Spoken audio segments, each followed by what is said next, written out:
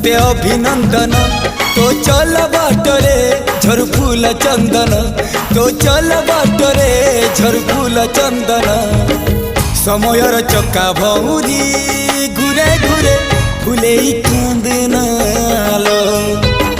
चढ़ीबु तू फूल सवारी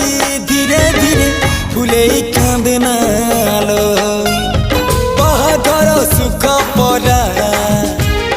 विधाता देइछि तोते विरह वेदना सबु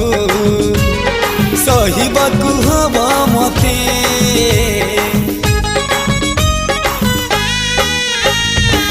सिंथी तो रहेला सिंदूरी धारे धारे फूले कांदनालो।